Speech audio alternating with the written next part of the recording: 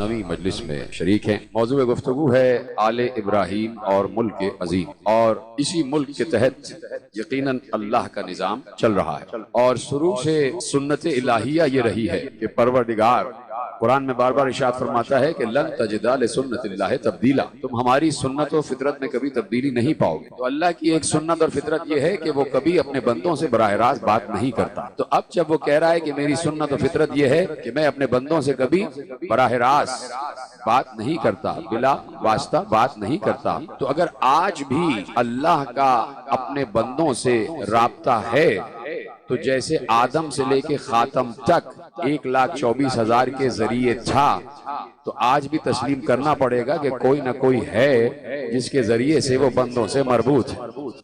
اگر یہ فکر تسلیم نہ کی جائے، آج اللہ بندوں سے بغیر حجت، بغیر ہادی، بغیر رہبر، اگر یہ تسلیم نہ کیا جائے کہ آج اللہ بغیر رہبر، بغیر ہادی، بغیر حجت اپنے بندوں سے براہ راست مخاطب ہے اور رابطے میں ہے، تو دو اعتراض وارد ہوں گے کہ ایک تو یہ کہ کل اس کو کیا پریشانی تھی کہ اس نے آدم سے لے کے خاتم تک 1,24,000 انبیاء بھیجے، اس سے پہلے بھی وہ سب سے براہ راست مخاطب ہو سکتا ہے۔ دوسرا اعتراض یہ وارد ہوگا کہ وہ قرآن کی اس آیت کا انکار کر دے گا کہ اللہ تو یہ کہہ رہا ہے کہ میری فطرت بدلتی نہیں ہے، بندے کہہ رہے ہیں تیری فطرت بدل رہی ہے۔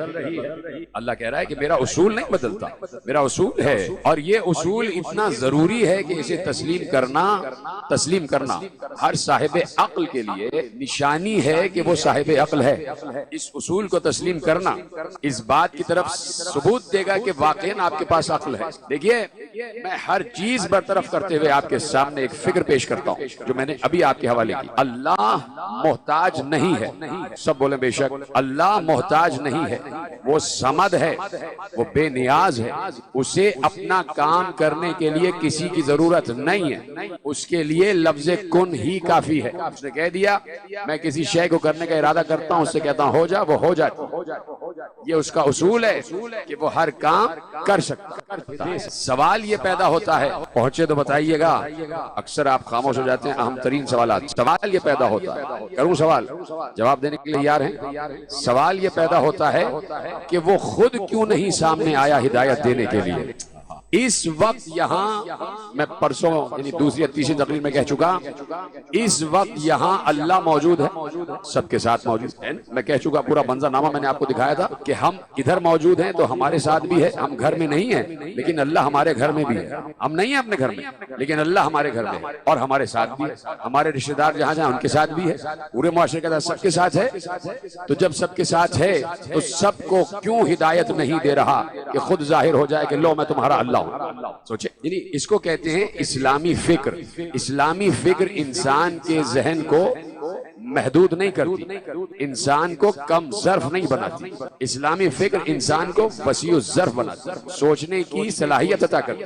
اسلامک فکر کہتی ہے سوچو، فکر کرو، ملا نہ بنو، عالم بنو، عالم بنو۔ اور عالم کا کمال یہ ہے کہ وہ باتوں کو سوچتا ہے تو سوال پیدا ہوتا ہے، سوال پیدا ہوتا ہے تو علم بڑھتا ہے، علم بڑھتا ہے تو فکر بڑھتی ہے، فکر بڑھتی ہے تو معرفت بڑھتی ہے، معرفت بڑھتی ہے تو وہ پہچانا جاتا ہے، جب پہچانا جاتا ہے تو خود بخود انسان سجدے میں جھک جاتا ہے۔ یہ ہے صورتحال۔ تو اب میرے عزیزوں، سوال پیدا ہو رہا ہے کہ وہ اتنا قادر مطلق ہے تو خود کیوں نہیں ظاہر ہوا اور ہر بندے سے کہتا یہ ہے صراط مستقیم اور یہ ہوں میں، یہ میں کھڑا ہوں، پھر ضرورت ہی نہیں تھی کعبہ بنانے کی، پھر کہتا میں یہ ہوں میری طرف سجدہ کرو، چپ ہو جاتے ہیں آپ۔ ایسا ہو نہیں سکتا تھا، وہ قادر مطلق ہے۔ ان اللہ علی کل شیء، ان اللہ علی کل شیء قدیر، ہر شے پر قدرت رکھتا ہے۔ ہر انسان کے گھر میں خود ایک کعبے کی صورت میں ظاہر ہو جاتا ہے، 5 وقت نماز کے وقت، فجر کے وقت ہر گھر میں اللہ ظاہر ہو جاتا ہے، لو فجر کا وقت ہو گیا، دیکھو مجھے اور سجدہ کرو۔ بولو ہو سکتا تھا یا نہیں؟ آ سکتا تھا یا نہیں؟ ارے بھائی قادر ہے تو کیوں نہیں ظاہر ہوا؟ آواز دی معصوم نے، جواب دیا معصوم نے، کہا وہ ایسا ہے ہی نہیں جو نظر آ جائے، وہ ایسی نوع ہی نہیں ہے جو نظر آ جائے۔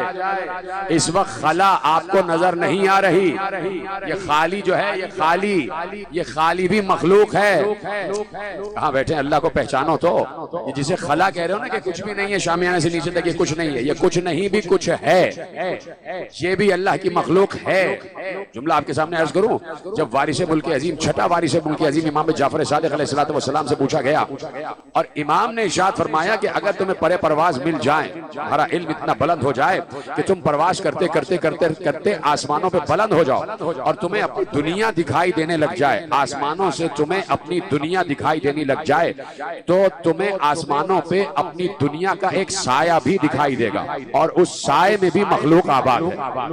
اللہ کو اتنی چھوٹی سی دنیا کا اللہ سمجھا ہوا ہے ملا نے تو سمجھتا ہے کہ اللہ بھی ہماری طرح کا، نعوذ باللہ، اللہ ہے اللہ ہے۔ تو اب یہ چیز ہے نا، یہ خلا، اس کی نوعیت ہی ایسی ہے کہ یہ دکھائی نہ دے، نظر نہیں آ رہی لیکن ہے بلا تشبیہ۔ اللہ اس قوت کا نام ہے جو دکھائی دیتا ہی نہیں، دکھائی دے جائے تو اللہ نہیں، دکھائی دے جائے تو وہ اللہ نہیں۔ میرے معصوم نے کہا کلما صورتموہ مخلوق لکم مردود الیکم، جو تصویر بھی تم نے اللہ کے لیے اپنے دماغ میں سوچی۔ اب جب مجمع، مجھے مزید ہو جاتی ہے کہ مجمع اگر توحید پر چپ ہے تو میں بھی توحید پر ہی بولوں گا۔ اب لیجئے آپ کی چپ اور خاموشیوں کی نظر، آج ہو رہا ہے اللہ اللہ۔ دیکھیے سورہ ہے سورہ نور اور آیت ہے، اور میں آیت پڑھوں گا اور میں دعوے سے کہوں گا کہ ترجمہ جب کروں گا تو ہر کسی کے ذہن میں ایک تصویر نور آ جائے گی، دعوے سے کہہ رہا ہوں۔ سورہ نور شروع ہو رہا ہے، اللہ نور السماوات والارض، اللہ آسمان اور زمین کا نور ہے۔ میرا دعویٰ صحیح تھا یا نہیں؟ ہاں سلامت رہے۔ سب کے ذہنوں میں ایک شکل نور آ گئی، یہ بلب جل رہا ہے اس کا بھی ایک نور ہے، یہ سفید نور ہے، یہ پیلا نور ہے، اس کا نور الگ۔ صبح دھوپ نکلے گی اس کا رنگ الگ ہو جائے گا، رات کو چاندنی چھٹکے گی اس کا نور الگ ہو جائے گا، چراغ جلے گا اس کا نور الگ ہو جائے گا۔ میں نے چیلنج سے کہا کہ جیسے ہی میں نے کہا قرآن کی آیت پڑھی اللہ نور السماوات والارض، اللہ آسمان اور زمینوں کا نور ہے، تو میں نے گارنٹی سے کہا کہ سب کے ذہنوں میں کوئی نہ کوئی شکل نور، کوئی نہ کوئی نور کا ہیولا، کوئی نہ کوئی نور کی کیفیت ذہن میں آ گئی کہ ایسا نور۔ تو اب معصوم کہتے جیسے ہی تمہارے ذہن میں اللہ کے لیے کوئی تصویر، کوئی شکل، کوئی مثال سوچی تو وہ تمہاری بنائی ہوئی مخلوق ہو جائے گا، اللہ نہیں ہوگا، وہ اللہ نہیں ہوگا، وہ تمہاری بنائی ہوئی مخلوق ہو جائے گا اور تمہاری ہی طرف واپس پلٹا دیا جائے گا، اس لیے کہ مخلوق کا یہ مقدور ہی نہیں ہے کہ وہ سوچ سکے کہ اس کا خالق کیسا ہے۔ مخلوق سوچ ہی نہیں سکتی کہ اس کا خالق کیسا۔ اکثر مثال دیتا ہوں، یہ جس نے مائک بنایا ہے، مائک کیا وہ مائک جیسا تھا؟ جس نے کیمرہ بنایا ہے تو کیا وہ کیمرے جیسا تھا؟ جب موجد ایجاد جیسا نہیں تو خالق مخلوق جیسا کیسے ہو جائے؟ توجہ فرما رہے ہیں؟ تو ذہن مخلوق میں تصور خالق آ ہی نہیں سکتا، جو آ جائے وہ خالق نہیں، جو نظر آ جائے وہ اللہ نہیں۔ لیکن انسان کی مجبوری یہ ہے کہ وہ اس وقت تک کسی سے ہدایت حاصل نہیں کر سکتا جب تک اپنے رہبر کو اپنی آنکھوں سے دیکھے نہیں، اس لیے کہ اللہ نے صرف اطاعت کا حکم نہیں دیا ہے، اتباع کا حکم بھی دیا ہے، اس لیے کہ اطاعت حکم کی ہوتی ہے، اتباع عمل کا ہوتا ہے۔ تو معصوم صرف اطاعت ہی نہیں، حکم ہی نہیں دیتا بلکہ کہتا ہے کہ میرا اتباع کرو، جو میرے نقش قدم ہے اس پہ چلتے چلے جاؤ، جیسے میں کھاؤں ویسے تم کھاؤ، جیسے میں پیوں ویسے تم پیو، جیسے میں چلوں ویسے تم چلو، جیسے میں رکوں ویسے تم رکو، جیسے میں بولوں ویسے تم بولو، جیسے میں چپ رہوں ویسے تم چپ رہو، جیسے میں ہاتھ ملاؤں ویسے تم ہاتھ ملاؤ، جیسے میں لباس پہنوں ویسے تم لباس پہنو، جس لہجے میں بات کروں ویسا لہجہ تمہارا، جو اخلاق میرا وہ تمہارا، جو سیرت میری وہ تمہاری، جو کردار میرا وہ تمہارا، جو حمایل میرا وہ تمہارا، جو شمائل میرا وہ تمہارا، جو رفتار میری وہ تمہاری، جو گفتار میری وہ تمہاری، جو اخلاق میرا وہ تمہارا، یہاں تک کہ جیسے میں سوؤں ویسے تم سو جاؤ۔ تو یہ کب ہوگا؟ یہ اس وقت ہوگا کہ جب وہ دکھائی دے، جب وہ نظر آئے۔ اللہ کا یہ اسٹیٹس ہی نہیں ہے کہ وہ دکھائی دے، وہ اللہ نہیں ہے کہ جو دکھائی دے جائے، اس لیے ضروری تھا کہ نور سے تو بنے لیکن اس بشری کیفیت میں آئے کہ دکھائی دے جائے تاکہ نمونہ تقلید تو ہو جائے۔ اس لیے امام نے فرمایا یہ جتنے ہادی ہیں محمد علی سے لے کے اور صاحب غیبت تک، کہا ان کا ظاہر ظاہرہما بشریتن، ان کا ظاہر بشری ہے، ظاہر بشری ہے، یہ بظاہر تمہیں اپنے جیسے دکھائی دیتے ہیں، لیکن تمہیں پتا بھی ہے کہ ان کا باطن کیا ہے، ان کی اصل کیا ہے۔ جملہ سن لینا، کہا ظاہرہما بشریتون و باطنہما لاہوتیتون۔ مشکل جملہ نہیں ہوتا ہے، بعض اوقات آپ پریشان ہو جاتے ہیں۔ ان کا ظاہر بشری ہے اور ان کا باطن لاہوتی ہے، کہ باطن میں وہی کے ہیں جہاں کا وہ ہے۔ کہا اس لیے بشری جثے میں آئے تاکہ تم انہیں دیکھ سکو، تاکہ ان کی رؤیت ممکن ہو سکے۔ اگر یہ اپنی اصلی نور کی کیفیت میں آ جائیں تو تمہیں دکھائی نہیں دیں گے، اور جب دکھائی نہیں دیں گے تو تمہارے لیے قابل عمل نہیں رہے گی۔ تم کہو گے نور کا اتباع ہم کیسے کریں؟ کہا نور کہاں خاک۔ پھر کوئی کہہ نہیں سکتا تھا کہ یہ ہم جیسے اور ہم ان جیسے، اگر اپنی اصلی کیفیت میں آ جاتے۔ تو اب بشری جثے میں اس لیے آئے، بشری لباس میں اس لیے آئے تاکہ قابل عمل بن سکے، انسانوں کے لیے قابل عمل بن سکے۔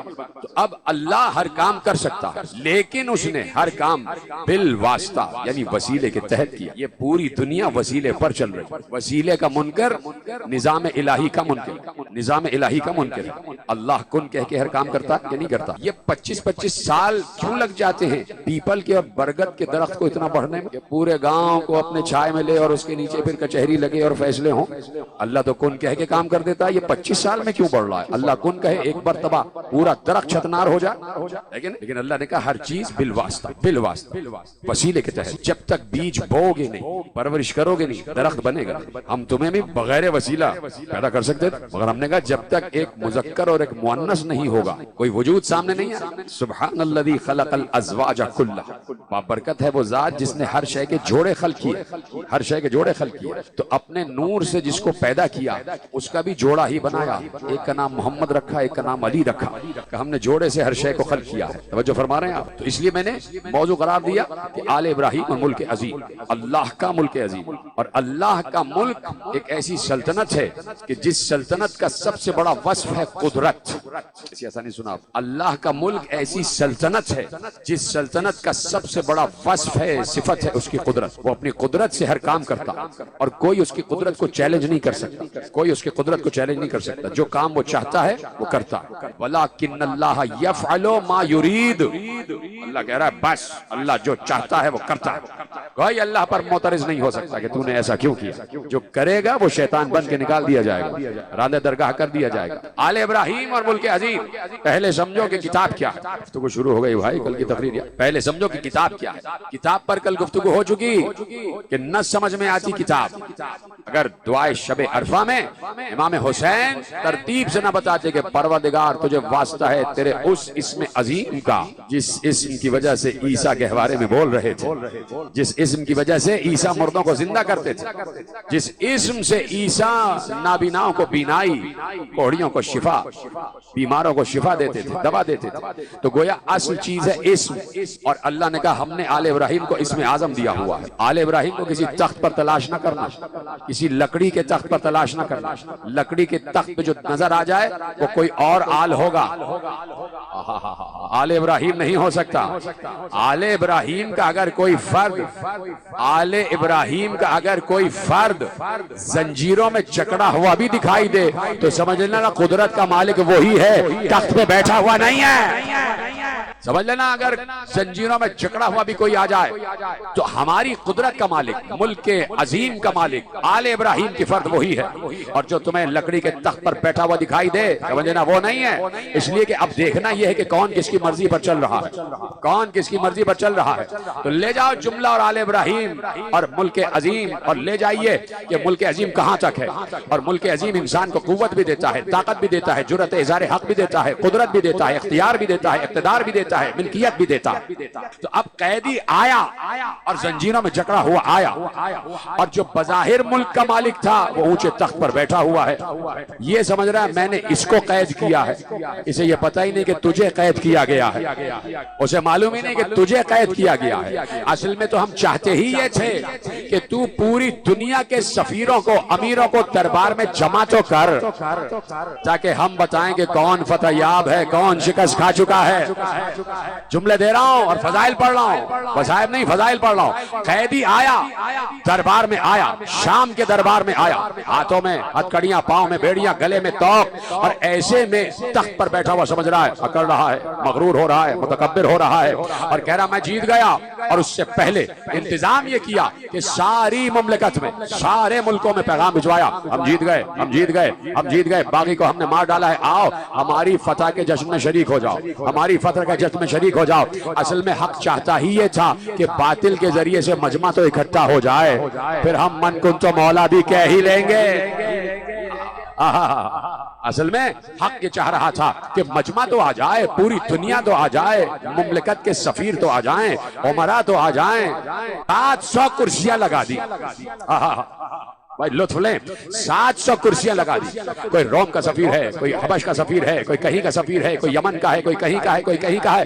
700 کرسیاں لگی ہوئی ہیں، 700 سفیر بیٹھے ہوئے ہیں، 700 ملکوں کے سفیر بیٹھے ہوئے ہیں، اور ایسے میں ایک قیدی آ رہا ہے، بیٹھا ہوا تخت پر، سمجھ رہا ہے کہ میں بادشاہ ہوں، اور ابھی قیدی بتانے والا ہے کہ بادشاہ ہے کون۔ ایسے سنیں گے تو پھر بھی گئی بات۔ اور ابھی قیدی بتانے والا ہے کہ بادشاہ کون ہے، اور قیدی بتانے والا ہے کہ حق کیا ہے، باطل کیا ہے، قیدی بتانے والا ہے کہ سچ کیا ہے، جھوٹ کیا ہے، قیدی بتانے والا ہے کہ صبح کیا ہے، شام کیا ہے، قیدی بتانے والا ہے کہ نور کیا ہے، سویرا کیا ہے، قیدی بتانے والا ہے کہ اللہ والا کون ہے، شیطان والا کون ہے، اللہ والا کون ہے اور شیطان والا کون ہے۔ پورا دربار سجا ہوا ہے، قیدی آ رہا ہے، لیکن قیدی اسی شان سے آ رہا ہے جیسے ابراہیم آ رہا ہو، جیسے موسیٰ آ رہا ہو، جیسے عیسیٰ آ رہا ہو، اس شان سے دربار میں آ رہا ہے۔ معلوم ہو رہا دربار سجایا ہی اسی کے لیے گیا ہے۔ تو اب مجھے بتاؤ کہ تو نے اسے قید کیا ہے یا اس نے تجھے قید کیا ہے؟ تو نے قید کیا ہے یا اس نے قید کیا ہے؟ اس لیے یہ جملہ لے جائیے، تمام تاریخوں نے لکھا، متفق علیہ تاریخ نے لکھا، شیعہ سنی سارے مورخوں نے لکھا کہ اس وقت ضروری تھا کہ سارے سفیروں کے سامنے مملکت اسلامیہ کے مطلق العنان سربراہ کا عقیدہ سب کو بتایا جائے۔ کیا کروں، پیچھے والوں سے خطاب کروں یا نہیں کروں؟ پیچھے والے ہیں ساتھ یا نہیں؟ تو ہاتھ اٹھا کے بتائیں، تو سارے آگے والے محنت کر رہے ہیں، بتائیں کہ جملے آپ تک پہنچ رہے ہیں۔ چاہتا تھا خدا کہ سب سے بڑی مملکت اسلامیہ، اس کا سربراہ جس کو تخت ملا ہی لا الہ الا اللہ کی وجہ سے ہے، ہائے ہائے ہائے، کوئی ہے بات سمجھنے والا؟ جس کو تخت ملا ہی کلمہ طیبہ کی وجہ سے ہے، جس کو تخت ملا ہی لا الہ الا اللہ محمد رسول اللہ کی وجہ سے ہے، جس کو تخت ملا ہی قرآن کی وجہ سے ہے، آج دنیا کو بتایا جائے کہ دیکھو اس کے دل میں بھی وہی ہے جو زبان پر ہے۔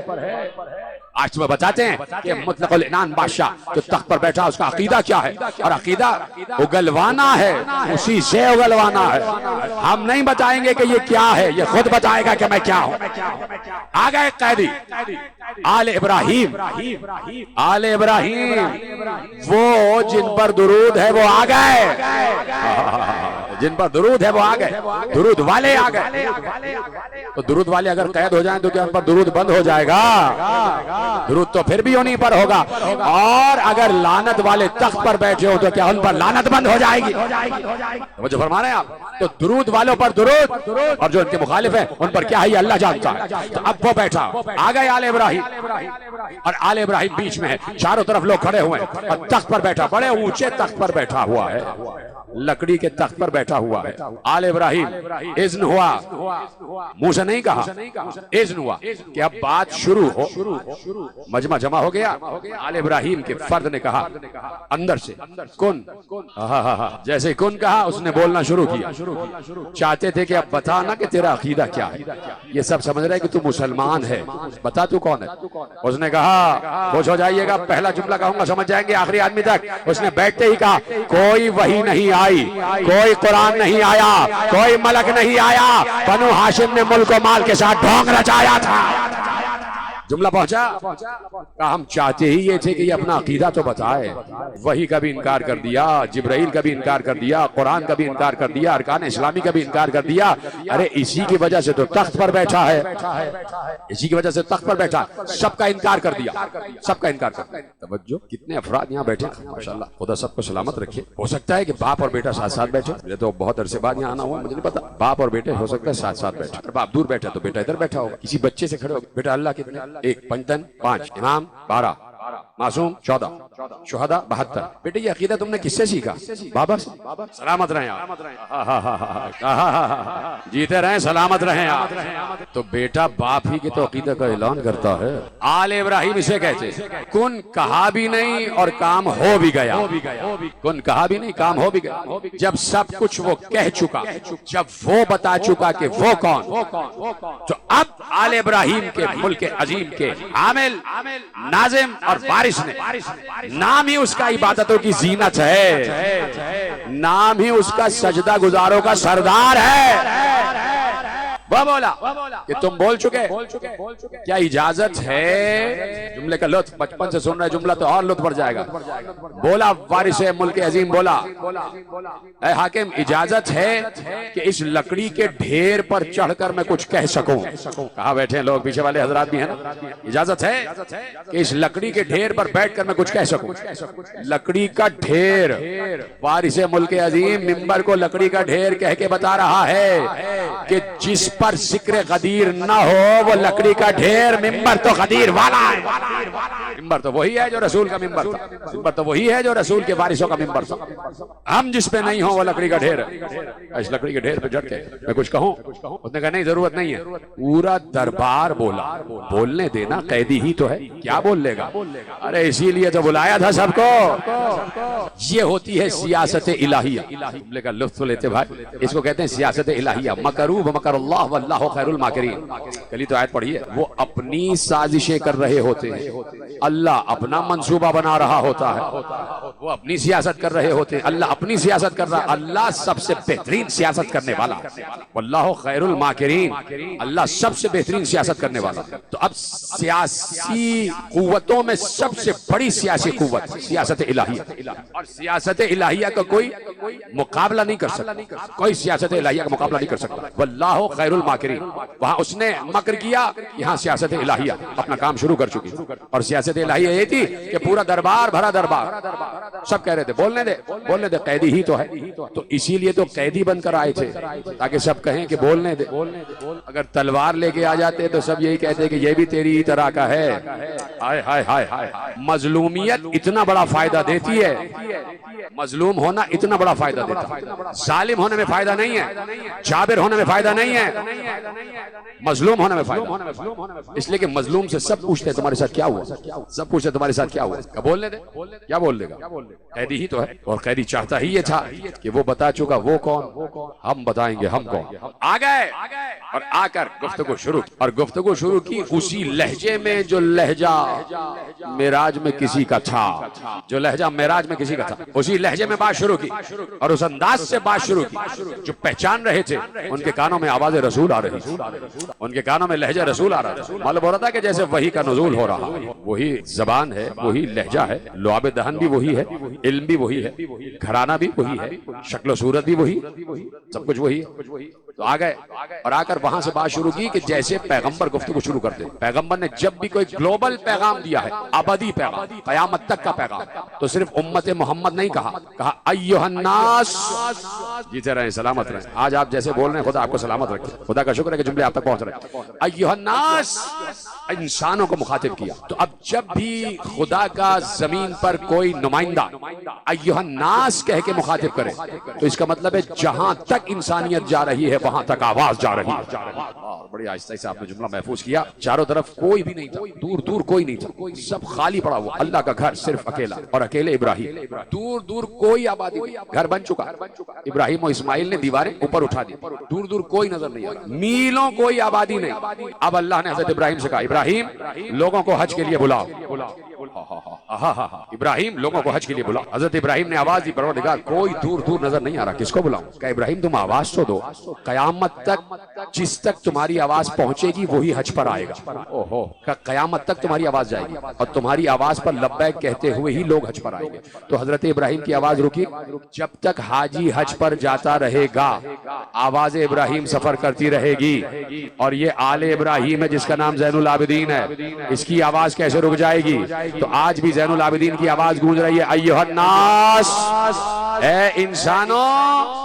اب بتا رہا ہے آل ابراہیم کا فرد کہ میں کون ہوں، کہا ایھا الناس، اوتینا ستن وفضلنا بسبع، اللہ نے ہمیں 6 فضیلتیں دی اور اس کے بعد 7 فضیلتیں دی، 6 فضیلتیں اور اس کے بعد 7 فضیلتوں سے مزید ہمیں افضلیت عطا فرمایا۔ اب بتایا، سننے کے لیے تیار ہے نا؟ پڑھوں یا نہیں پڑھوں؟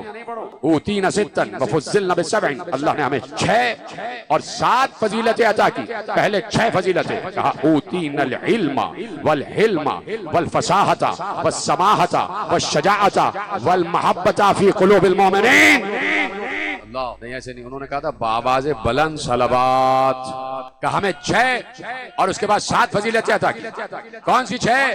اوتینا العلم والحلم والفصاحت والسماحت والشجاعت والمحبت فی قلوب المؤمنین، کہا ہمیں 6 جو فضیلتیں عطا کی وہ یہ ہے کہ ہم کو ہی علم دیا۔ امام کا جملہ ہے بھائی، میرے اور آپ کے چوتھے امام کا جملہ ہے، ہمیں ہی علم دیا، ہمیں ہی علم دیا۔ حلیم بھی ہم ہی ہیں، علیم بھی ہم ہی ہیں، علیم بھی ہم، علیم بھی ہم، ہمیں علم دیا، ہمیں علم دیا، ہمیں بزرگی عطا کی، ہمیں فصاحت عطا کی، ہمیں شجاعت عطا کی۔ شجاعت ہے تبھی تو بندھے ہوئے ہاتھ ہمارے ہیں، کٹ تیرا گلا رہا ہے، ہمیں ہی شجاعت عطا کی۔ اور اب جملہ لے جائیے، جو اس جملے سے متفق ہوگا وہ بولے گا، جو متفق نہیں ہوگا نہیں بولے گا۔ ہمیں علم دیا، ہمیں حلم دیا، ہمیں بزرگی عطا کی، ہمیں فصاحت دی، ہمیں شجاعت دی، اور اب کہا مومنین کے دلوں میں ہماری محبت رکھ دی۔ والمحبت فی قلوب المؤمنین، مومنین کے دلوں میں ہماری محبت رکھی۔ مومنین کے دلوں میں پہچان بتا دی مومن کی کہ جس کے دل میں ہم ہوں وہی مومن ہے۔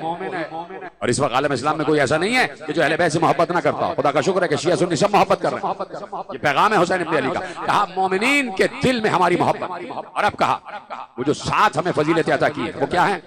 پڑھو، وفضلنا، اتنے آسان عربی کے الفاظ ہیں کہ عربی ہی سے سمجھیے گا، آسان عربی ہے۔ وفضلنا بأن منا نبی المختار محمد، پہلی فضیلت تو یہ ہے کہ نبی مختار محمد ہم میں سے ہے، تم میں سے نہیں ہے۔ بأن منا نبی المختار محمد، ہم میں ہے نبی مختار، ہم میں ہے محمد، ہم محمد سے، محمد ہم سے، حسین منی وانا من الحسین۔ بأن منا نبی المختار محمد، پہلی فضیلت آ گئی۔ میں نے کہا نا کہ بڑے آسان الفاظ ہیں، منا منا منا، ہم میں سے، ہم میں سے، ہم میں سے، منا کا مطلب ہم میں سے۔ بأن منا نبی المختار محمد ومنا الصدیق، صدیق بھی ہم میں سے ہے۔ ومنت تیار، جعفر تیار بھی ہمارا ہی ہے۔ ومنت تیار، جعفر تیار بھی ہم میں سے ہے۔ ومن اسد اللہ، اللہ کا شیر بھی ہم میں سے۔ ومن اسد رسول ہی، اللہ کے رسول کا شیر بھی ہم میں سے۔ ومن سبطۂ حاضر امہ، اور امت کے 2 بیٹے حسن اور حسین ہم میں سے ہیں۔ ومن سبطۂ حاضر الامہ، رسول کے 2 بیٹے ہم ہی میں سے تو ہیں، حسن اور حسین ہی کو تو بیٹا کہا تھا۔ ارے رسول نے حسن اور حسین کی تو بیٹا کہا تھا، جملہ پڑھ چکا کہ جب آیا مباہلہ اتری ہے اور اللہ نے رسول سے کہا ان سے کہو کہ ہم اپنے بیٹوں کو لائیں، تم اپنے بیٹوں کو لاؤ، تو کیا اس وقت اللہ کو نعوذ باللہ یہ بات معلوم نہیں تھی کہ رسول کا تو کوئی بیٹا ہی نہیں ہے؟ اللہ کو معلوم تھا، پھر کیوں کہہ رہا تو نے بیٹے دیے تھے، لے لیے واپس، طیب، طاہر، قاسم، ابراہیم، سارے بیٹے واپس لے لیے، تو اب تو کیوں کہہ رہا ہے کہ اپنے بیٹوں کو لاؤ؟ اس لیے کہہ رہا ہے کہ اب جس کو لے جائیں گے وہ رسول کے بیٹے ہوں گے۔ کہا کہ رسول کے 2 بیٹے حسن اور حسین ہم میں سے۔ اب کہا من عرفنی فقط عرفنی ومن لم يعرفنی فانبته بحسبی ونسبی، فانبته بحسبی ونسبی۔ پڑھو جملہ، کرو ترجمہ، من عرفنی فقد عرفنی ومن لم يعرفنی فانبته بحسبی ونسبی، جو مجھے جانتا ہے وہ جانتا ہے۔ پہلے تو جملے کا لطف لے لیں، جو مجھے جانتا ہے وہ جانتا ہے۔ قرآن کہتا ہے یعرفون نعمت اللہ ثم ينکرونها واکثرهم الکافرون، یہ اللہ کی نعمت کو جانتے ہیں اس کے بعد انکار کرتے ہیں، اور اکثریت تو کافروں کی ہے۔ واکثرهم الکافرون، کہا من عرفنی فقد عرفنی ومن لم يعرفنی فانبته بحسبی ونسبی، جو مجھے جانتا ہے وہ جانتا ہے، جو نہیں جانتا میں اسے بتاتا ہوں کہ میرا حسب کیا ہے، میرا نسب کیا ہے، میں اسے بتاتا ہوں کہ میرا حسب کیا ہے، میرا نسب کیا ہے۔ سننے کے لیے تیار ہو جائیں، یہ ہے شجرہ آل ابراہیم کا، یہ ہے حسب آل ابراہیم کا، یہ ہے نسب آل ابراہیم کا۔ کوئی آل ابراہیم جیسا نہ شجرہ ہو سکتا ہے، نہ شجر ہو سکتا ہے، نہ حسب ہو سکتا ہے، ہے، نہ نسب ہو سکتا ہے، نہ کردار ہو سکتا ہے، نہ فضیلت ہو سکتی ہے، نہ صاحب عظمت ہو سکتا ہے، نہ صاحب رفعت ہو سکتا ہے، اس لیے کہ کوئی لائق درود ہے ہی نہیں آل ابراہیم کے علاوہ۔ تو اب آل ابراہیم کا فرد دربار میں ہے اور کہہ رہا ہے امت ہوں بحسبی و نسبی، میں اس کو سمجھاتا ہوں، میں اس کو بتاتا ہوں کہ میرا حسب کیا ہے، میرا نسب کیا ہے۔ لوگ سمجھ رہے تھے کہ بتائیں گے کہ نام کیا ہے، بتائیں گے کہ اجداد کا نام کیا ہے، بتائیں گے کہ داداؤں کا نام کیا ہے، لوگ سننے کے لیے تیار تھے۔ اور اب آل ابراہیم کے فرد نے بس شان اپنا شجرہ گنوانا شروع کیا، کہا سنو سنو، انا ابن مکہ و منا، میں مکہ کا بیٹا ہوں، میں منا کا بیٹا ہوں، انا ابن زمزم و صفا، میں زمزم کا بیٹا ہوں، میں صفا کا بیٹا ہوں۔ کیسے سن رہے ہیں آپ؟ جھومے نا جھومے نا، میرا مولا اپنا شجرہ بیان کر رہا ہے۔ پڑھوں یا نہیں پڑھوں؟ آل ابراہیم اور تقریر بالکل آخری مراحل میں آ گئی۔ انا ابن مکہ و منا، انا ابن زمزم و صفا، میں مکہ کا بیٹا ہوں، میں منا کا بیٹا ہوں، میں زمزم کا بیٹا ہوں، میں صفا کا بیٹا ہوں۔ اور اب بات تو اور آگے بڑھ گئی۔ انا ابن من حمل علی البراق فی الہوا، میں اس کا بیٹا ہوں جو براق پر بلند ہوتا گیا، میں اس کا بیٹا ہوں۔ من حمل علی البراق فی الہوا، جو براق پہ بلند ہوتا گیا، بلند ہوتا گیا، وہ براق نہ اس سے پہلے کوئی اس پہ بیٹھا نہ اس کے بعد کوئی اس پہ بیٹھا۔ انا ابن من حمل علی البراق فی الہوا، میں اس کا بیٹا ہوں کہ جو براق میں ہواؤں پر بلند ہوتا گیا۔ انا ابن من اسریا بہ من المسجد الحرام الی المسجد الاقصی، میں اس کا بیٹا ہوں کہ جسے راتوں رات مسجد حرام سے مسجد اقصی کی طرف لے جایا گیا، میں اس کا بیٹا ہوں جسے راتوں رات مسجد حرام سے مسجد اقصی کی طرف لے جایا گیا۔ انا ابن من بلغ بہ جبرائیل الی سدرۃ المنتہی، میں اس کا بیٹا ہوں جو جبرائیل کے ساتھ سدرۃ المنتہی تک پہنچا۔ انا ابن من صلی بملائکۃ السماء، میں اس کا بیٹا ہوں جس نے آسمان کے ملائکہ کو نماز پڑھائی ہے، آسمان کے ملائکہ کو جس نے نماز پڑھائی، میں اس کا بیٹا ہوں۔ انا ابن من اوحی بہ جلیل ما اوحی، میں اس کا بیٹا ہوں جسے اللہ نے جو وحی کرنا تھی کی، میں صاحب وحی کا بیٹا ہوں، میں صاحب معراج کا بیٹا ہوں، میں سدرۃ المنتہی تک جو پہنچا اس کا بیٹا ہوں، جو براق پہ چڑھ کے ہوا تک گیا میں اس کا بیٹا ہوں، جس سے اللہ نے بات کی میں اس کا بیٹا ہوں۔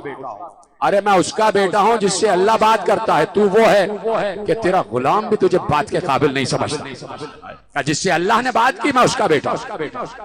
شجرہ گنوا رہے ہیں، شجرہ گنوا رہے ہیں۔ یہ معراج پر ہونا یہ آل محمد کا شجرہ ہے بھائی، معراج پر پہنچنا ان کا شجرہ ہے۔ جب شجرے کی یہ فضیلت ہے تو ان کی فضیلت کی کیا فضیلت ہوگی؟ آج کے جملہ محفوظ ہو جاتا ہے، کتنا بڑا جملہ آپ کے حوالے کیا۔ جب شجرہ صاحب قاب قوسین ہے، اللہ اکبر، تو فضیلتیں کہاں تک گئی ہوں؟ کوئی پہنچ نہیں سکتا ان کی فضیلت تک، کہا اس تک پہنچا۔ میں اس کا بیٹا ہوں جس سے رحمان نے باتیں کی، جس سے جلیل نے باتیں کی، جو وہی کرنا تھی کی۔ اب کہا انا ابن محمد المصطفیٰ، میں محمد مصطفیٰ کا بیٹا ہوں، میں محمد مصطفیٰ کا بیٹا ہوں۔ انا ابن علی المرتضیٰ، میں علی مرتضیٰ کا بیٹا ہوں۔ انا ابن صالح المومنین، میں صالح المومنین کا بیٹا ہوں۔ انا ابن قامع الملحدین، جس نے ملحدین کو قطع کیا ہے میں اس کا بیٹا ہوں۔ انا ابن سید المسلمین، میں مسلمانوں کے سردار کا بیٹا ہوں۔ انا ابن نور المجاہدین، جو مجاہدین کا نور ہے میں اس کا بیٹا ہوں۔ وہ زین العابدین، میں زین العابدین کا بیٹا، خود بھی زین العابدین۔ ہو گئی پوری تقریر، ہو گئی۔ ایک جملہ اور لے لیجیے جس کے لیے پوری زحمت دی۔ پہلے اپنے باپ کا نام لیا کہ میرے باپ یہ، تو بتا دے میں اپنے باپ کی فضیلتیں پڑھ رہا ہوں، آؤ تم اپنے باپ کی فضیلت پڑھو۔ میرا باپ محمد مصطفیٰ، کیا تمہارا اس کے برابر ہے؟ میرا باپ علی مرتضیٰ، کیا تمہارا اس کے برابر ہے؟ میرا باپ صالح المومنین، کیا وہ مومن بھی ہے؟ میرا باپ سید المسلمین، کیا وہ؟ میرا باپ زین العابدین، میرا باپ نور المجاہدین، میرا باپ قامع الملحدین۔ جب کہہ دیا کہ میرا باپ یہ، خوش ہو جانا آخری آدمی تک، ہاتھ تو بلند کر دینا کم از کم۔ اور اب کہا انا ابن فاطمہ الزہرا، میری ماں فاطمہ، تو بتا دے تیری ماں کیا ہے؟ ریاض صاحب اللہ کو سلامت رکھے، توجہ ہے؟ انا ابن فاطمہ الزہرا انا ابن سیدۃ النساء، میں فاطمہ زہرا کا بیٹا ہوں، میں عالمین کی عورتوں کی سردار کا بیٹا ہوں۔ بی بی کا نام لے کے یاد دلا دیا، یاد ہے کبھی وہ دربار میں آئی تھی اور نقاب کھینچی تھی، شجرہ بتا دیا آل ابراہیم نے، اور آج تک ہر مسلمان اسی آل ابراہیم پر درود پڑھو، یقین فرمائیں اسی آل ابراہیم پر درود ہے۔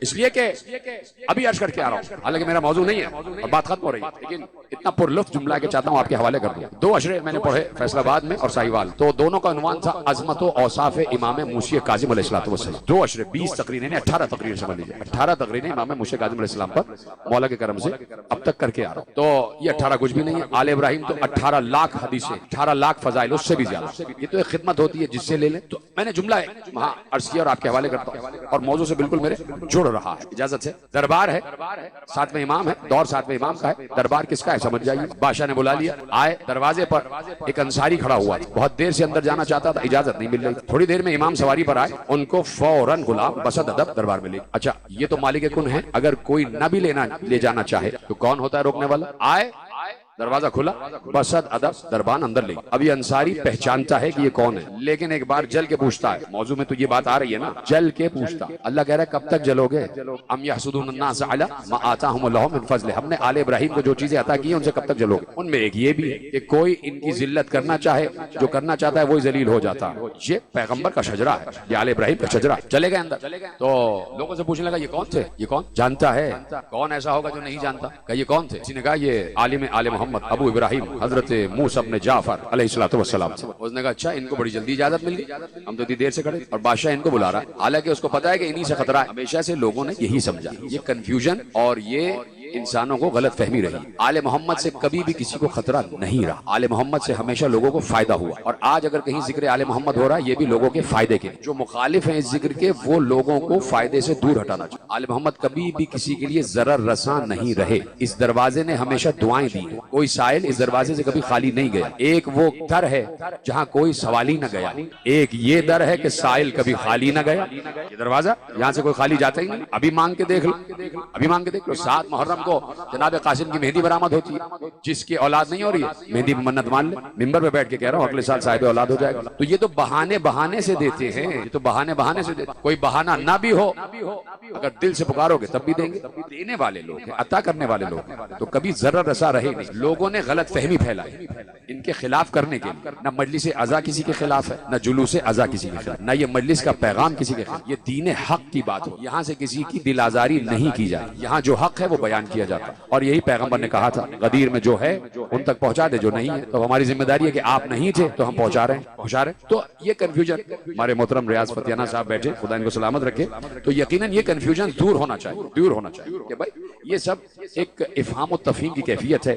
ذکر حسین اتحاد کا درس دیتا، دروازہ اسی لیے کھلا ہے، ہو تو آ جاؤ۔ توجہ فرما کہ بھائی ان کو پتہ ہی نہیں بادشاہ کو کہ یہ ان کے لیے جو ہے خطرہ ہوں گے، آنے دو ان کو، میں دیکھو ان کی خبر کیسے لیتا ہوں۔ تو اب امام تشریف لائے، باہر آ گئے، جیسے ہی آئے پوچھنے لگا کہ کون ہے آپ کا تعارف کیا ہے؟ یعنی جب کوئی، یہ بات یاد رکھیے گا، پیغام دے رہا ہوں، جب کوئی احساس کمتری کا شکار ہوتا ہے وہ دوسرے سے پوچھتا ہے آپ کون ہیں، وہ سمجھ جاتا ہے کہ ان کے سامنے میری چلے گی نہیں، تو گویا کہ اس کو پست کرنے کے لیے، ذلیل کرنے کے لیے کہتے ہیں آپ کون ہیں، میں جانتا ہی نہیں۔ تو وہ آل ابراہیم تو اس موقع میں رہتے کہ کوئی کہے تو ہم بتائیں، اور جب ہم بتا دیں گے ہم کون تو پھر تم سے پوچھیں گے تم کون۔ کہا کہ آپ کون ہیں؟ اچھا اگر تم میرے شجرے کو پوچھتے ہو، پوچھ ہوئیے گا، اگر تم میرے شجرے کو پوچھ رہے ہو کہ میرا شجرہ کیا ہے، میں کس کا بیٹا ہوں، تو سنو، انا ابن محمد المصطفیٰ، انا ابن اسماعیل ذبیح اللہ، انا ابن ابراہیم خلیل اللہ، میں محمد مصطفیٰ کا بیٹا ہوں، میں اسماعیل ذبیح اللہ کا بیٹا ہوں، میں ابراہیم خلیل اللہ کا بیٹا ہوں۔ اب دوسرا سوال تو نہ بھی کیا جائے تو بنتا ہی ہے کہ میں تو ان کا بیٹا ہوں، تم بتا دو۔ کا شرف کو پوچھتے ہو، شجرے کو پوچھتے ہو تو میں محمد مصطفیٰ کا بیٹا ہوں، اسماعیل ذبیح اللہ کا بیٹا ہوں، ابراہیم خلیل اللہ کا بیٹا ہوں۔ اور اگر میرا شہر پوچھتے ہو کہ میں کس شہر سے ہوں تو میں اس شہر سے ہوں کہ جس شہر میں اللہ کا گھر ہے، اور جب تک کوئی اس گھر کا طواف نہ کرے وہ مسلمان نہیں کہلا سکتا۔ اور اگر تم میرے عزت و مرتبے کو پوچھتے ہو تو تم تو وہ لوگ ہو، کون ہے؟ نقیع انصاری، ٹھیک ہے، سمجھ گئے نا؟ کہا کہ تم تو وہ ہو کہ جب بدر میں ہمارے قریش سے جو کافر آئے تھے انہوں نے تمہیں اپنے برابر نہیں سمجھا۔ جو سمجھ گئے ان کو سلام ہے بھائی۔ کہا کفار مکہ نے تو تمہیں اپنے برابر کا نہیں سمجھا، جب رسول نے تمہاری قوم میں سے بھیجا تو کفار کہہ رہے تھے کہ کسے بھیج دیا، ہمارے برابر کے تو بھیجو، برابر کے تو بھیجو۔ اور اب کہا خوش ہو جائیے گا، اور اگر تم ہماری عظمت، ہمارے وصف، ہمارے مرتبے کو پوچھنا چاہتے ہو تو سنو، ہم وہ ہیں کہ جن پر درود پڑھے بغیر کسی کی نماز قبول نہیں ہوتی، جن پر درود پڑھے بغیر کسی کی نماز قبول نہیں ہوتی۔ تو یہ ہے آل ابراہیم، یہ درود ہے آل ابراہیم۔ کسی کی نماز قبول نہیں جب تک آل ابراہیم پر درود نہ پڑھ لے، چاہے 73 فرقے ہی سے کیوں نہ ہو، ہے کہ نہیں؟ آل ابراہیم کا ملک عظیم درود ہے، آل ابراہیم کا ملک عظیم سلام، آل ابراہیم کا ملک عظیم مفترض الطاعت ہونا، آل ابراہیم کا ملک عظیم کن، آل ابراہیم کا ملک عظیم ہر مومن کے دل میں ان کی محبت، آل ابراہیم کا ملک عظیم کہ جب ان کی مصیبت کا ذکر آئے تو آنکھیں جھلک پڑیں، جب ان کے مصائب کا تذکرہ آ جائے تو چاہنے والے کے لب سے ہائے ہائے ہائے کے جملے برآمد ہونے لگے۔ بس اب کچھ کہنے کی ضرورت نہیں، تاحد نگاہ مومنین کھڑے ہوئے بھی ہیں، بیٹھے ہوئے، لیکن بیٹھے ہو تو پرخطر حالات میں نہیں۔ اگر ساتھ میں تمہارے گھر والے آئے ہیں تمہیں پتہ ہے پس پردہ بیٹھے ہوئے، سلامت رہے۔ جو رو رہا ہے میں سمجھ گیا کہ وہ سمجھ گیا کہ میں کیا کہنا چاہتا ہوں، لیکن ہائے شب عاشور، شب عاشور یوم تاسوعا کیا گزری ہے لشکر حسین پر کہ 2 لاکھ کا لشکر چاروں طرف اور بیچ میں خیمہ گاہ حسین۔ 9 محرم کو حسین کو چاروں طرف سے گھیر لیا گیا کہ اب کوئی حسین کی نصرت کرنے کے لیے نہ آ سکے۔ تنہا ہو گیا فاطمہ کا لال، ڈوب گیا سورج 9 محرم کا، طلوع ہو گیا چاند شب عاشور کا۔ یاد رکھنا ابھی باہر نکلنا تو آسمان کی طرف یہ چاند دیکھنا، 1400 برس سے نسلیں تو بدل گئی ہیں، یہ چاند وہی ہے جو 61 ہجری میں طلوع ہوا تھا۔ یہ جملہ رونے کے لیے کافی تھا۔ یہ چاند وہی ہے کہ جس نے شب عاشور بی بی کے خیموں کو دیکھا، جس نے شب عاشور کا پورا منظر دیکھا ہے کہ کس طرح نبی کے نواسے کو چاروں طرف سے گھیرا ہوا تھا، 2 لاکھ کا لشکر اور بیچ میں 72، اور 72 صرف مرد نہیں، ان کے اہل حرم بھی ساتھ ہیں، ان کی گھر کی خواتین بھی ساتھ ہیں، صرف گھر کی خواتین نہیں 64 چھوٹے چھوٹے بچے بھی ساتھ۔ تو میرے عزیزو بتا دو دنیا کو پیغام دینے کے لیے کہ حسین جنگ کرنے نہیں نکلے تھے، اگر نکلے تھے تو مباہلہ کرنے کے لیے نکلے تھے۔ کیا جنگ کرنے کے لیے بچوں کو نہیں لایا جاتا، جنگ کرنے کے لیے گھر کی خواتین کو نہیں لایا جاتا۔ میں نکلا ہوں کلام حق اور پیام حق کی بقا کے لیے، آؤ اگر ابھی بھی تمہیں دل میں ہے حق کا کہیں پتا تو ساتھ ہو جاؤ حسین کے۔ شب عاشور آ گئی ہے تو بس 2 جملے سنتے جائیے کہ آداب شب عاشورہ یہ ہیں کہ چہرے پر مسکراہٹ نہ آئے، اپنے گریبان چاک کر لو، پاؤں میں نالین نہ ہو، سر پہ ٹوپی نہ ہو، آستینیں اوپر کر لو، جب بھی کسی سے ملنا تو یہ نہ کہنا سلام علیکم، یہ نہ کہنا کہ آپ کا مزاج کیسا ہے، اس لیے کہ جب گھر پر مصیبت آتی ہے تو چہرے پر اضمحلال ہوتا ہے، چہرے پر غم ہوتا ہے، اور جس گھر سے 72 جنازے اٹھنے والے ہوں، اجرکم اللہ اجرکم اللہ، آپ کی آوازیں گریہ بلند ہو جائے، مصائب شروع ہو چکے ہیں تو وہاں پھر مزاج پرسی نہیں ہوتی۔ آج پوری رات کل پورا دن جس سے ملنا صرف رو کے کہنا ہائے حسین ہائے حسین۔ شب عاشور ہے کہ ابھی بھی کہنے کی ضرورت ہے کہ آوازیں گریہ بلند ہو جائے، کہیے ہائے حسین۔ صبح آئے گی اعمال عاشورہ کرنا، زیارت عاشورہ پڑھنا، تسبیح ہاتھ میں رکھنا اور کہتے جانا اللہم لعن قتلۃ الحسین واصحابہ، اللہم لعن قتلۃ الحسین واصحابہ۔ صبح ہو تو فاقہ شروع کر دینا، عصر کو فاقہ ختم کر دینا۔ یہ حسین کی کریمی ہے کہ کہا کہ عصر پہ کچھ کھا لینا، حالانکہ ہمارے گھر والوں نے عصر پہ بھی کچھ نہیں کھایا۔ سکینہ کو تو عصر پہ بھی پانی نہیں ملا، کھانا نہیں ملا۔ آپ کی آواز بلند ہو آہستہ آہستہ، اس لیے کہ شب عاشور ہے۔ اور ابھی عرض کر کے آ رہا ہوں کہ کم از کم پوری دنیا میں اکثریت میں جہاں جہاں شب عاشور ہے وہاں ایک ہی تذکرہ ہے، اور وہ ہے شبیہ رسول علی اکبر کا تذکرہ، علی اکبر کا تذکرہ، ام لیلہ کی جان کا تذکرہ، زینب کے ارمان کا تذکرہ، فاطمہ صغرا کے بھائی کا تذکرہ، وہ ماں کے جس کے دل میں بیٹے کے بیاہ کا ارمان رہ گیا، اس بیٹے کا تذکرہ، شبیہ رسول جو حمائل میں شمائل میں سیرت میں کردار میں رسول کی شبیہ ہے، شبیہ رسول ہے، علی اکبر ہے ساتھ میں۔ اسی لیے علی اکبر کو لے کے آئے تاکہ سامنے کچھ افراد ایسے ہیں کہ جنہوں نے اتنے بزرگ ہیں کہ جنہوں نے رسول کی زیارت کی ہے. آج شبیہ رسول کو دیکھ کر معلوم ہو جائے کہ رسول کہاں پر ہے, کس جانب ہے رسول. شاید کوئی حق کا پتہ جانتے ہوئے آ جائے شبیہ رسول کی طرف. اور اذان بھی علی اکبر سے اسی لیے دلوائی کہ علی اکبر کی آواز بھی رسول سے ملتی تھی, علی اکبر کا چہرہ بھی رسول سے ملتا تھا, علی اکبر کے گیسو بھی رسول سے ملتے تھے. جب 18 برس کے رسول تھے تو بالکل شبیہ ایسے ہی تھے جیسے آج علی اکبر. حسین لے کے آ گئے اور میرے عزیزوں ختم ہو گئی بات. بڑا مشکل مرحلہ تھا, بڑا مشکل مرحلہ تھا. حسین کے پاس آ کے علی اکبر کا اجازت لینا, ایسے نہ سنے ہائے ہائے کہتے رہیں, ہائے حسین کہتے رہیں. بڑا مشکل مرحلہ تھا. ایک 18 برس کے کڑیل جوان بیٹے کا 57 برس کے بوڑھے باپ کے پاس آ کے یہ کہنا بابا مجھے مرنے کی اجازت دے دیجیے, بابا مجھے میدان جنگ میں جانے کی اجازت دے دیجیے. سنیں گے جملہ حسین نے کیا کہا. ایک بار حسین نے کہا میں کون ہوتا ہوں اجازت دینے والا, میں کون ہوتا ہوں اجازت دینے والا. جاؤ جاؤ جس پھوپھی نے پالا ہے اس سے اجازت لو, جس ماں نے جنم دیا ہے اس سے اجازت لو. کہا بابا پھوپھی سے اجازت لینے جا رہا ہوں, ساتھ چلیے. باپ نے بیٹے کا ہاتھ پکڑا, زینب کے خیمے میں آئے. زینب نے باپ اور بیٹے کو دیکھا, بہن سمجھ گئی کہ آئے کس لیے ہیں. علی اکبر میں سمجھ گئی بیٹا کس لیے آئے ہو, بابا کی سفارش لے کر آئے ہو, بھیا کی سفارش لے کر آئے ہو. علی اکبر میں اس وقت صرف یہ چاہتی ہوں کہ سب مر جائیں میرا بھائی بچ جائے, سب قربان ہو جائیں میرا بھائی بچ جائے. یہ زینب کا جذبہ تھا اس وقت تک جب تک حسین تھے. جب سب تھے اور حسین تھے زینب نے چاہا سب چلے جائیں حسین بچ جائیں. جب صرف حسین رہ گئے تو زینب نے کہا بھیا کلمہ بچ جائے چاہے تمہارا گلا ہی کیوں نہ کٹے, خدا کا دین بچ جائے. یہ ہے جذبہ زینب. کہا کہ جاؤ علی اکبر میں سمجھ گئی کس لیے آئے ہو, میں کون ہوتی ہوں روکنے والی, اس لیے کہ اس وقت دین پر حرف آ رہا ہے. علی اکبر خوشی خوشی باہر آ گئے. جیسے ہی آگے بڑھے فوراً گھوڑے کے قریب گئے. حسین نے کہا کہاں جاتے ہو بیٹا. کہا پھوپھی سے اجازت مل گئی. کہا پھوپھی نے اجازت دے دی, ابھی جنم دینے والی ماں سے تو اجازت لے لو, اماں سے تو اجازت لے لو. کہا بابا چلیے, جیسے پھوپھی سے اجازت دلوائی ہے ویسے اماں سے بھی. اب حسین نے ہاتھ ہٹا کر کہا زینب مزاج شناس امامت ہے, زینب سے اجازت دلوانا میرا کام ہے, ماں سے اجازت لینا تمہارا کام. جاؤ تم فصاحت بنی ہاشم کے مالک ہو, جاؤ ماں سے اجازت لو. علی اکبر آہستہ آہستہ چلتے ہوئے ام لیلہ کے خیمے میں آئے. دیکھا ماں زمین پر بیٹھی ہوئی ہے اور کچھ خط لکھ رہی ہے. ایک بار جیسے ہی علی اکبر کی خوشبو, علی اکبر کی خوشبو ماں کے مشام میں آئی, ام لیلہ نے چہرہ اٹھا کے دیکھا علی اکبر سامنے کھڑے ہیں. بس صرف ایک لفظ کہا اے بیٹا شب عاشور کے گئے ہوئے اب آ رہے ہو. کم از کم رونے کی شکلی بنا لیں, جن کو رونا نہیں آتا وہ گردن جھکا لیں. علی اکبر کا تذکرہ ہے, شبیہ رسول کا تذکرہ ہے. ابھی تو مصائب شروع ہوئے ہیں, تیاری ہو جائے تاکہ آخری جملہ کہنے کے قابل ہو سکوں.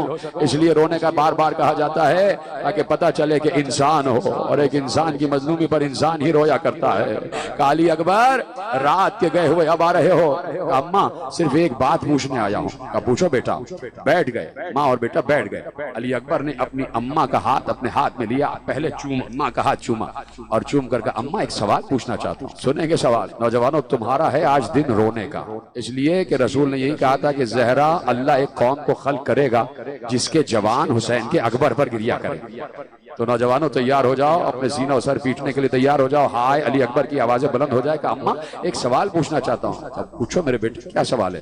کہ اماں میدان محشر ہوگا, دادی فاطمہ زہرا کی سواری آئے گی, ایک ایک بی بی آگے بڑھے گی. پھوپھی اماں آگے بڑھ کے کہیں گی کہ اے اماں فاطمہ میں نے آپ کے بیٹے حسین پر سے اپنے 2 بیٹے قربان کیے. میں نے اون و محمد, سمجھ گئے ہو تو ماتم کرو نا, میں نے اون و محمد کو آپ کے بیٹے پر سے قربان کر دیا. اماں بی بی ام فروہ آگے بڑھ کے کہیں گی اے فاطمہ زہرا میں نے آپ کے لال پر سے اپنے قاسم کو قربان کر دیا. ایک ایک بی بی آگے بڑھ کے کہے گی اے فاطمہ میں نے اپنے بیٹے کو آپ کے بیٹے پر قربان کر دیا. اماں میں صرف یہ پوچھنا چاہتا ہوں آپ کیا کہیں گی, آپ دادی فاطمہ سے کیا کہیں گی. ایک بار ام لیلہ نے منہ پیٹ کر کہا ارے میں سمجھ گئی, ارے میں کیا کہوں گی, یہی کہوں گی اے فاطمہ زہرا میں نے اکبر کو قربان کر دیا.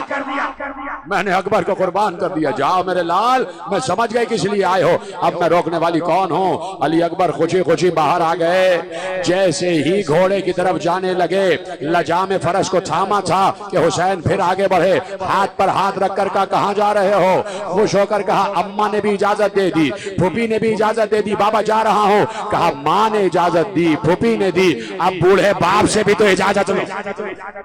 اجرکم اللہ. یہی گریا آخری آدمی تک چاہتا ہوں ہاتھ بلند ہو اور سینے پہ ہاتھ مارو, تمہاری آواز گریا بلند ہو جائے. چاہے کسی بھی مسلک سے ہو, انسان تو ہو نا, انسان کا کام ہے انسان کی مظلومیت پر گریا کرے. کہا بوڑھے باپ سے اجازت لے لو, ابھی باپ نے تو رخصت کیا ہی نہیں ہے. ایک بار علی اکبر کو سینے سے لگا لیا. ایسا معلوم ہو رہا تھا کہ نواسے نے نانا کو سینے سے لگایا ہے یا نواسا نانا کے سینے سے لگ گیا ہے. کہا آؤ علی اکبر, ایسے کیسے جانے دوں, ایسے کیسے جانے دوں. علی اکبر کا ہاتھ پکڑ کر خیمے میں لے آئے. بیبیوں میں غل بپا ہوا, جا رہا ہے شبیہ رسول, جا رہا ہے علی اکبر, مجھے دیکھتے رہنا, جا رہا ہے علی اکبر. سکینہ بھی دوڑ کر آ گئی, حمیدہ بنت مسلم بھی دوڑ کر آ گئی, 5 برس کے محمد باقر بھی آ گئے, 64 بچے خیمے میں آ گئے. ایک ایک بیوی آ گئی کہ علی اکبر جا رہا ہے, علی اکبر جا رہا ہے. اور حسین خود سے بھیج رہے ہیں. حسین آگے بڑھے, ایک صندوق کھولا, اس صندوق میں سے وہ امامہ نکالا جو امامہ رسول خدا معراج پر پہن کر گئے تھے. وہ امامہ اٹھایا, علی اکبر سے کہا بیٹھ جاؤ. علی اکبر بیٹھے. حسین نے علی اکبر کے سر پر امامہ باندھنا شروع کیا. خیمے میں کوہرام تھا, اس لیے کہ حسین ایک ایک پیچ باندھتے جا رہے تھے اور کہتے جا رہے تھے انا للہ و انا الیہ راجعون. بی بی سینہ اور سر پیٹ رہی تھی کہ علی اکبر جا رہا ہے, علی اکبر جا رہا ہے. یہی گریہ کا حق ہے. خدا تمہارے ان ہاتھوں کو کسی کا محتاج نہ کرے. آواز بلند ہو جائے, علی اکبر جا رہا ہے. خیمے میں کوہرام تھا. ام لیلہ کا لال جا رہا ہے, زینب کی امید جا رہا ہے, سکینہ کا بھائی جا رہا ہے, سغرا کا راج دلارا جا رہا ہے. بڑا غل ہوا, بڑا غل ہوا. علی اکبر چلے, خیمے کے دروازے تک آئے. بہت عرصے بعد جب مختار نے قاتلوں کو پکڑا ہے اور جب قاتل علی اکبر آیا ہے, پوچھا تو نے کیا کیا, کیا کیا دیکھا, سب بتایا اس نے. کہا جب علی اکبر آنے لگا میں نے خیمے کا پردہ 70 مرتبہ الٹا دیکھا, 70 مرتبہ گرتا دیکھا, 70 مرتبہ الٹا, 70 مرتبہ گرا. یہی سوال زین العابدین سے کسی نے مدینے میں پوچھا, یہ کیا ہو رہا تھا؟ پردہ الٹتا تھا, پردہ گرتا تھا. امام نے چیخ کر کہا, بھائی ہے نا زین العابدین علی اکبر کا, سر سے امامہ پھینک کر کہا جب بھی بھیا علی اکبر جانے کے لیے خیمے سے باہر نکلتے کوئی بی بی دامن پکڑ لیتی, کبھی کوئی بی بی, کبھی کوئی بی بی, نہ جاؤ علی اکبر, نہ جاؤ علی اکبر. آخری بار سکینہ نے ہاتھ پکڑ کر کہا سغرا کو کیا جواب دوں گی. اجرکم اللہ. بھائی ہو تو گریا کرو نا, تھک گئے ہو کیا؟ کل حسین 72 لاشیں اٹھا کے نہیں تھکے گا. گریہ کی آواز بلند ہو جائے. ایک ایک بیوی آگے بڑھ رہی تھی, نہ جاؤ علی اکبر, نہ جاؤ علی اکبر. کیسے علی اکبر آئے ہیں میدان میں, یہ علی اکبر جانتا ہے. چلے گئے علی اکبر, بیٹھ گئے گھوڑے پہ. سنو گے, سنو گے, اگر رونے کی قوت ہے تو سن لو. آواز بلند کرو تو جملہ دینے جا رہا ہوں. بولو ہائے ہائے ہائے. اب جملہ سننا. جب علی اکبر گھوڑے پہ بیٹھنے لگے, رکاب سمجھتے ہو, رکاب جس پہ سوار پاؤں رکھ کر گھوڑے پہ بیٹھتا. جب علی اکبر گھوڑے پہ بیٹھنے لگے, حسین نے رکاب پہ ہاتھ رکھ دیا. رکاب حسین نے تھامی. علی اکبر پیچھے ہٹ گئے. کہا کیوں نہیں بیٹھے؟ کہا بابا آپ کے ہاتھ رکاب پر ہیں, ان ہاتھوں پر پاؤں رکھ کے کیسے چلو؟ حسین نے چیخ کر کہا یہ پاؤں تو بچپن میں میرے دوست پر بھی رہے ہیں. ماتب کرو نا, یہ پاؤں بچپن میں میرے کاندھے پر رہے. باپ نے سوار کرایا, گھوڑے پر سوار ہو گئے. علی اکبر چل دیے, جا رہے ہیں, گھوڑا بڑھاتے ہوئے جا رہے ہیں. علی اکبر نے محسوس کیا جیسے کوئی پیچھے آ رہا ہے. اب جو پیچھے مڑ کے دیکھا, بوڑھا باپ کمر پکڑے ہوئے, یہ کہتا ہوا آ رہا ہے علی اکبر آہستہ جاؤ, آہستہ جاؤ تاکہ میں تمہیں دیکھتا رہوں.